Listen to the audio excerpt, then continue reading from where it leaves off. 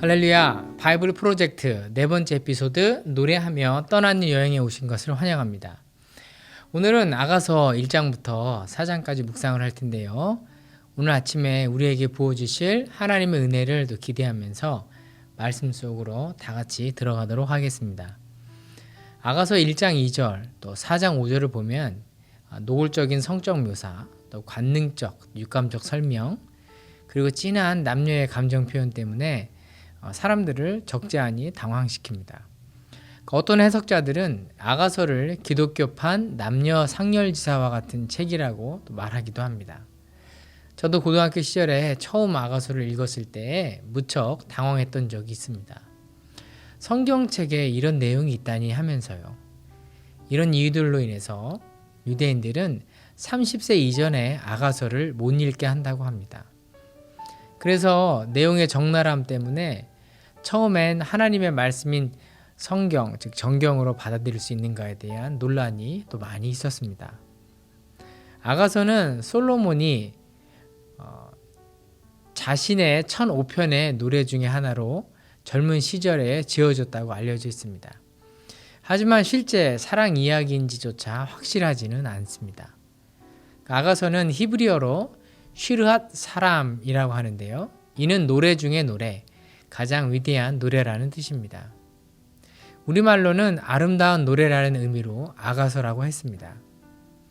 그렇다면 아가서는 어떻게 봐야 할까요? 역사적으로 아가서를 해석하는 여러 가지 방식이 있어 왔습니다.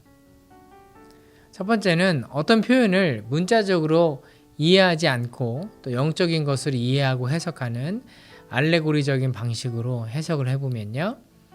이스라엘에 대한 하나님의 사랑으로 해석을 합니다. 유대인들은 전통적으로 구원의 역사를 기념하는 날 6월절에 아가서를 읽었습니다. 만약 이 책이 연애시라고만 한다면 그렇게 중요한 절기에 낭독하지는 않았을 것입니다.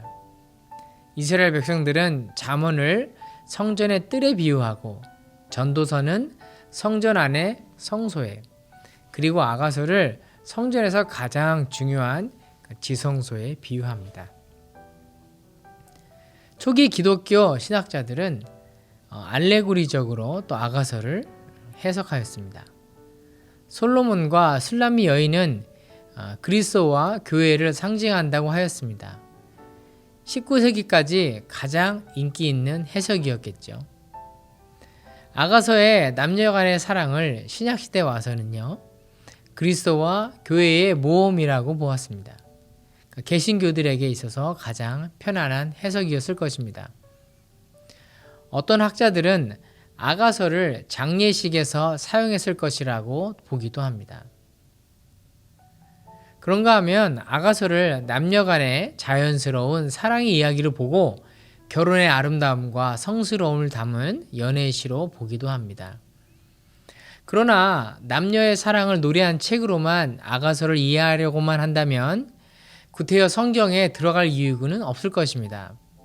왜냐하면 세상에는 이것보다 더 아름다운 사랑의 노래가 허다하게 많기 때문입니다. 이렇게 역사적으로 아가서를 이해하기 위해서 다양한 접근을 통해서 노력해왔고 또 아직도 많은 의문점이 남아있어서 여전히 학자들 간에 논의가 되고 있습니다. 자, 그러면 어떻게 하란 말인가요? 이렇게 이해를 하시는 것이 가장 안전하고 정확할 것 같습니다. 자, 아가서는 솔로몬 왕과 술람미 여인의 사랑을 사실로 인정하면서 그 사랑을 하나님과 하나님의 백성, 그리스도와 교회 사이의 예표로 해석하는 것이 바람직합니다.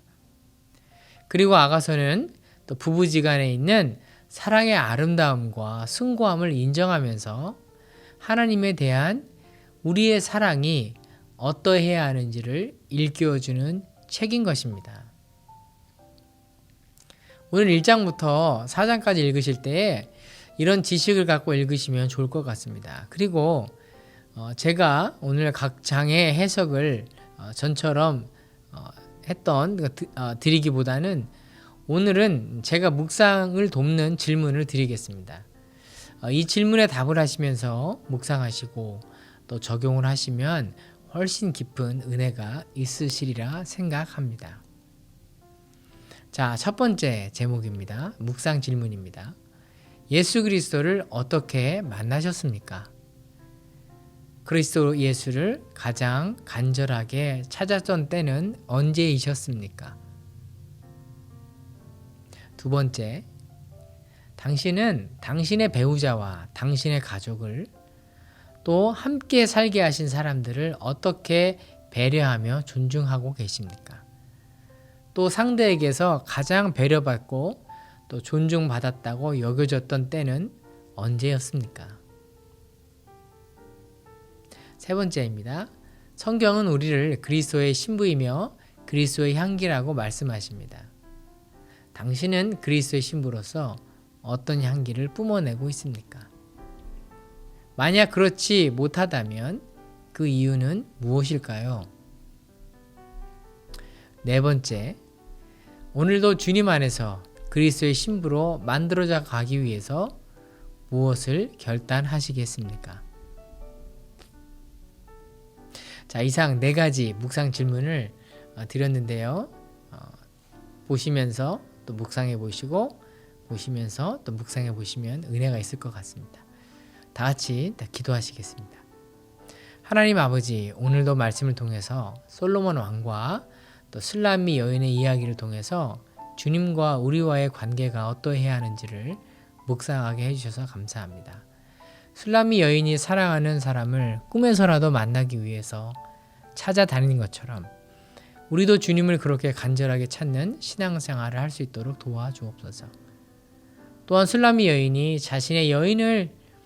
자신의 생명을 다해서 사랑한 것처럼 우리도 그렇게 주님을 사랑하게 하여 주옵소서. 우리에게 함께 살게 하신 배우자와 또 가족들을 배려하고 존중할 줄 아는 사람이 되게 하여 주옵소서. 우리를 주님의 신부라고 말씀해 주신 주님, 오늘 하루도 주님 안에서 그리스도의 신부답게 살아갈 수 있도록 도와주옵소서. 예수님의 이름으로 기도드립니다. 아멘.